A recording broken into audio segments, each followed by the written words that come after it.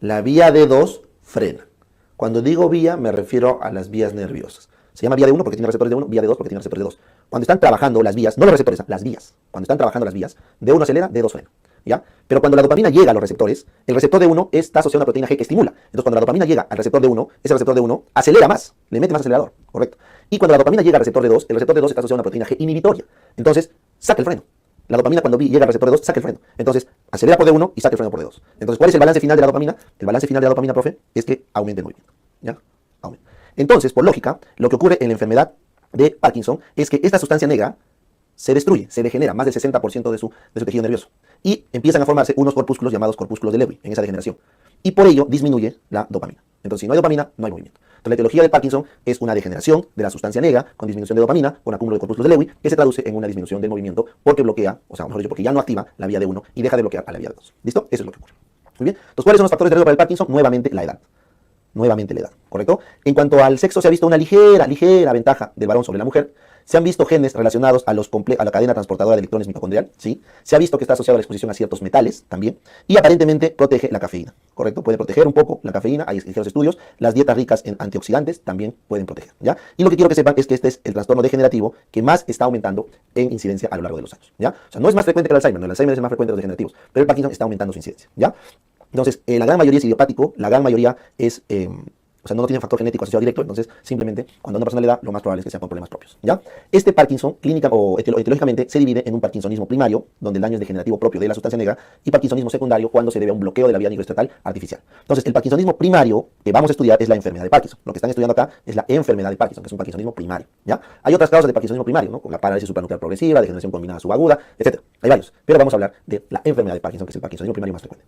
Si les preguntan por parkinsonismo secundario, esto es debido a otros factores externos que no es la degeneración per se de la sustancia negra. Y a la cabeza están los fármacos antidopaminérgicos. Los fármacos antidopaminérgicos están a la cabeza y luego tienes inflamaciones, infecciones, etc. Pero los antidopaminérgicos como la metoclopramida o el haloperidol son los más frecuentes. ¿Listo? Bacán. Entonces, ¿cuál es la clínica sobre la que recaen estos pacientes con Parkinson? Entonces, la clínica la han llamado parkinsonismo, porque el parkinsonismo es una clínica que se aplica a cualquier problema de la vía nigroestratal, ¿correcto? Que deteriore, que disminuya el movimiento. ¿Ya? Entonces, el parkinsonismo lo conforman el temblor de reposo, más la rigidez, que se llama rigidez en rueda dentada, más el problema de la marcha, o sea, el paciente hace una marcha festinante, se llama, y el signo más tardío, pero el que más incapacita, es la bradiquinesia, ¿correcto? Entonces, el parkinsonismo está formado por esta constelación clínica. Primero, hay un temblor de reposo, que es un temblor fino, que empieza en las manos, pero de forma asimétrica, ¿correcto? Y que suele ser de reposo, ¿ya? Puede empeorar un poco cuando hay mucho tono muscular, pero suele ser de reposo, ¿ya?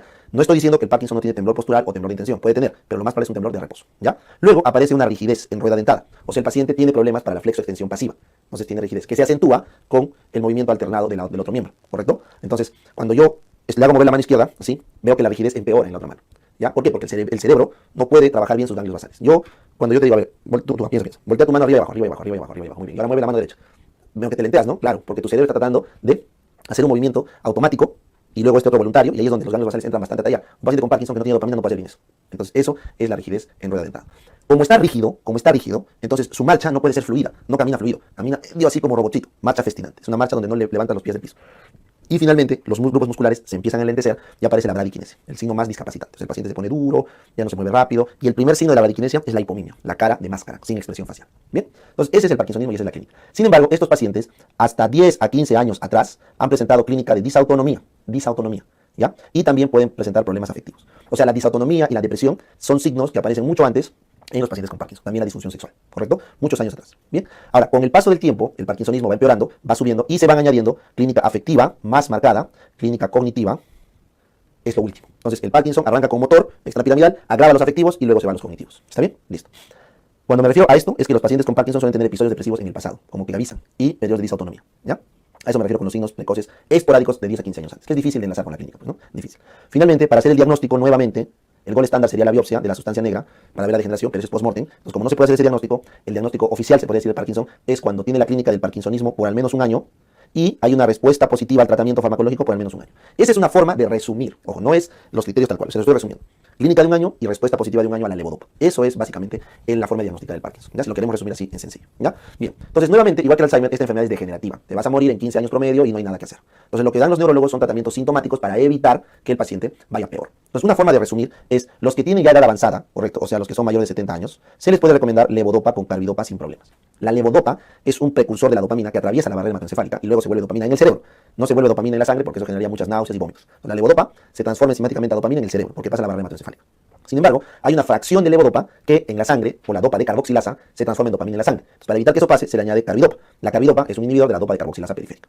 ¿Ya? Y en los pacientes jóvenes, bueno, para un neurólogo joven es el menor de 70 años, en ellos podemos usar agonistas dopaminérgicos, ¿correcto? ¿Ya? El pramipexol, por ejemplo, ¿ya? Son agonistas dopaminérgicos.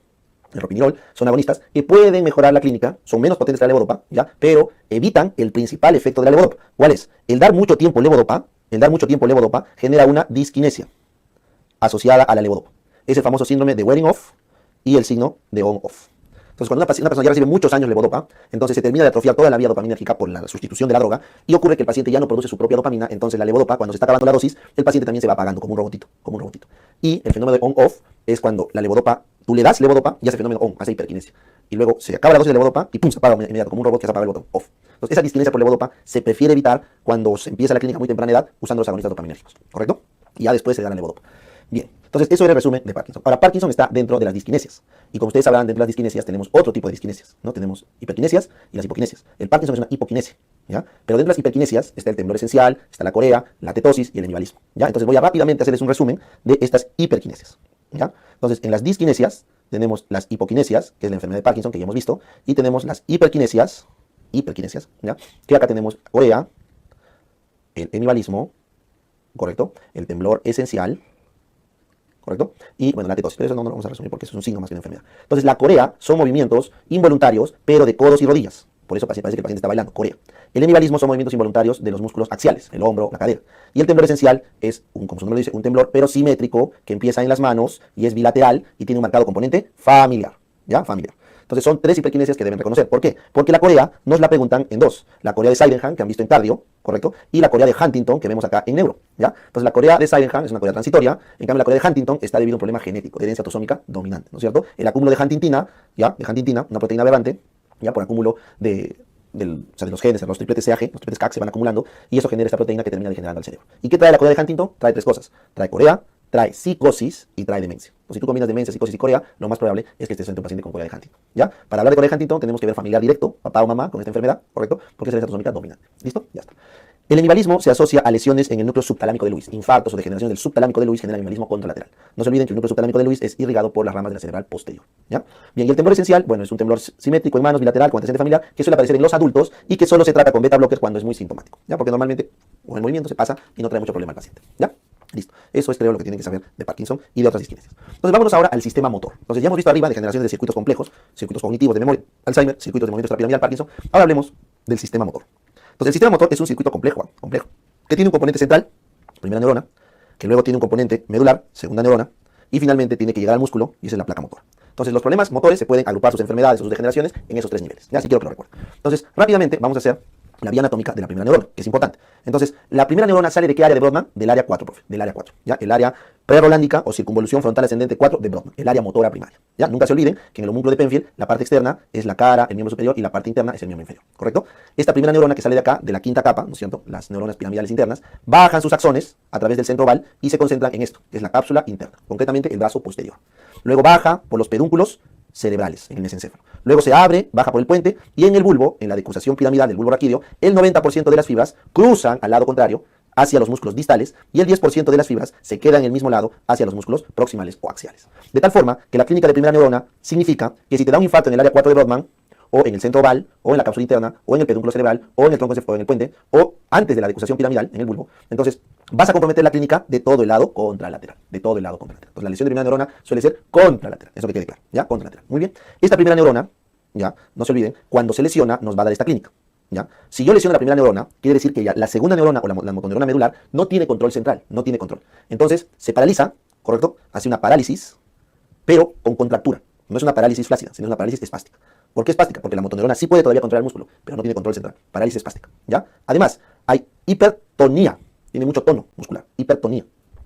hay hiperreflexia, porque los reflejos al no tener control central se exacerban en la médula, ¿correcto? Entonces hay hipertonía, hiperreflexia, parálisis espástica y aparecen además signos adicionales de falta de control central, reflejos primitivos se llama, como Babinski positivo y clonus positivo, ¿ya? Entonces la clínica de primera neurona o motoneurona es parálisis espástica, hipertonía, hiperreflexia, Babinski, clonus positivo. Todo explicado por la falta de control a nivel central, por la falta de control a nivel central. ¿Listo? Bien. Ahora, lo otro que quiero que recuerden es que estas vías, que habíamos dicho que se decusan en la médula, viajan por un cordón, que es este de acá, ¿ya? Ese que están viendo ahí, de color rojo, se conoce como el haz córtico-espinal lateral. Ese haz córtico-espinal lateral lleva ese 90% de fibras motoras corticales.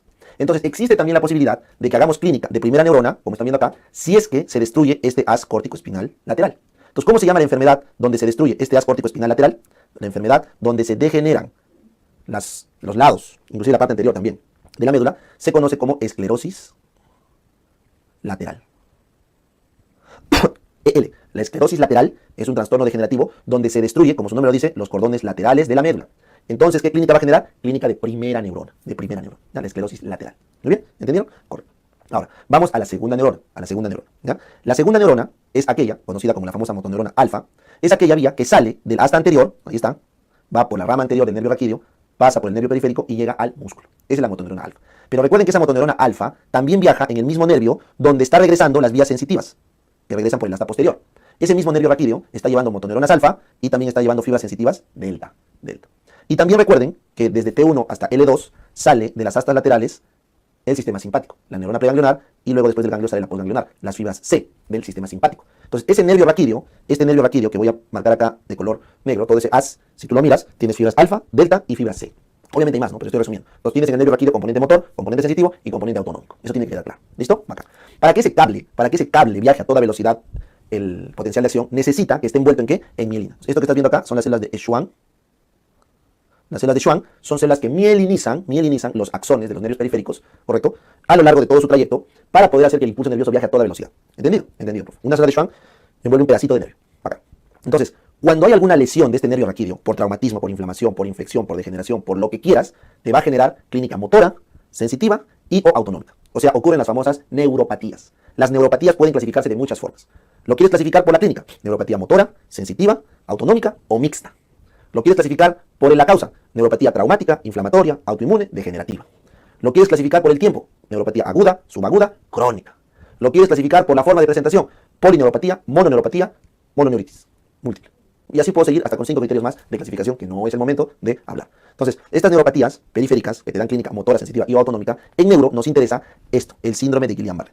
¿Ya? Nos interesa el síndrome de Guillain-Barré. El síndrome de Guillain-Barré es una neuropatía periférica, ¿ya? Y por lo tanto, como se afecta el nervio periférico, aparece clínica de segunda neurona. Entonces, ¿entiende? La segunda neurona es la motoneurona alfa, que va directo al músculo. Entonces, si esta neurona se lesiona, el músculo ya no tiene señal. Entonces, ¿ocurre qué? Ocurre la parálisis, pero flácida, parálisis flácida. Hay hipotonía, hay areflexia.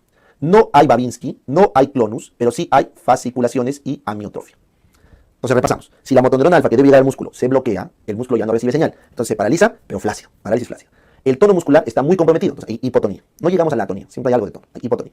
El reflejo se anula por completo, porque ya no hay la velocidad para el reflejo, hay areflexia. No hay Babinski ni clonus, porque esos son reflejos que requieren llegar con señal al músculo y está cortada la señal. Y cuando llega una señal de baja intensidad al músculo, no lo contrae, sino fascicula, aparece fasciculación. Y cuando por muchas semanas tenemos esta clínica, el músculo deja de crecer y se achica por denervación. Eso se llama amiotrofia. Entonces, esa es la clínica de segunda neurona. ¿Ya? ¿Por qué? Porque se ha bloqueado algún componente de la motoneurona alfa. Entonces, regresemos acá. ¿Qué pasa si en la esclerosis lateral, que les dije acá arriba, también se lesiona las astas anteriores, donde está la motoneurona alfa? ¿Qué pasa si se lesionan las astas anteriores de la motoneurona alfa? Entonces, esta esclerosis lateral se le aumenta un nombre más, esclerosis lateral amiotrófica. ¿Entendieron? Por eso existe la esclerosis lateral y también el ELA, el esclerosis lateral amiotrófica. Entonces, la esclerosis lateral te da clínica de primera neurona, como les dije hace unos minutos, y la esclerosis lateral amiotrófica te da clínica de segunda neurona. ¿Entendieron? Entonces, esa es la explicación, porque lo dejé hasta ahorita al final del ELA. Cuando hay clínica de primera y segunda neurona, en por lo menos más de 2 grupos musculares. ¿Ya? Bacán. Entonces ya están haciendo unidad, ¿no? Porque es un resumen integral, que integra los conceptos. Entonces, dicho esto, volvemos otra vez entonces acá a la segunda neurona. Entonces, en el síndrome de Guillain-Barré, lo que tenemos es una polineuropatía